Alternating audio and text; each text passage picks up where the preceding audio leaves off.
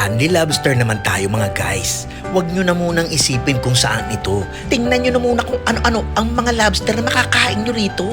Mura, masarap at sosyalin. Tara na, let's go!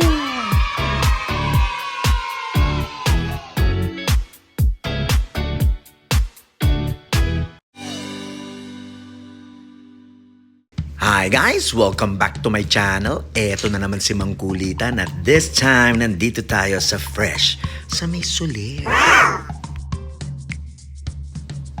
At dahil sobrang excited ni Mang Kulitan at Joy Powers, napakaaga natin dito. Sarado pa sila, nandun na tayo at nakapila sa labas. Hanep, di ba? Pero ang totoo niyan, kaya inagahan ni Mang Kulitan at Joy Powers ay para maipakita sa inyo ang mga pagkain dito na hindi pa nagagalaw at namomolestya ng iba pang mga customers.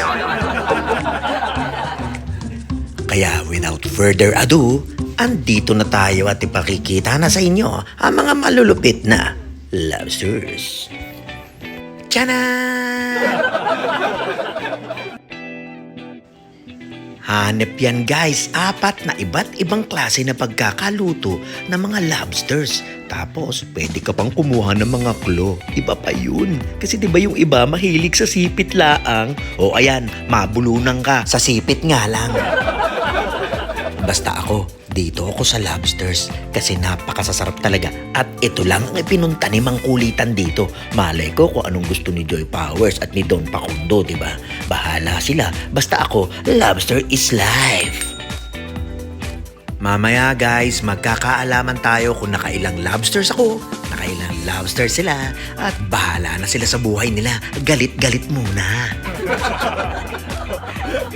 Napakarami din naman ng iba't ibang pagkain dito na mapagpipilian nyo kung ayaw nyo ng lobster. Pero syempre dahil Lobster Friday, syempre dapat lobster ang kukunin mo. Pero tingnan mo naman to, kung ano-ano kinukuha. Pero may lobster sa plato, di ba? Yun naman talaga ang importante. Yung kumuha ka ng lobster, matingman mo lahat ng masasarap na lobster bukod pa sa masasarap nilang mga dessert. Syempre, yung mga dessert at iba pang mga pagkain dito ay pantanggal umay kung sakaling nakarami ka na ba ng mga lobster katulad ko. Tingnan nyo naman ang mga dessert, hanep, di ba? Umiikot-ikot pa, hahabulin mo para makakuha ka. Eto na nga, at hindi na magkanda o gaga si Joy Powers, ang mga bata at si Don Facundo. Kitang-kita nyo naman, bakas na bakas sa kanyang mga muka, sa ngiti. Solve siya. Hulaan nyo, nakailang buong lobster si Mang Kulitan. Actually, naka 32 nakuha ako.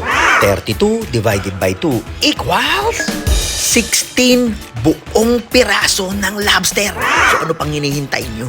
Join na din kayo. Sulit na sulit ito.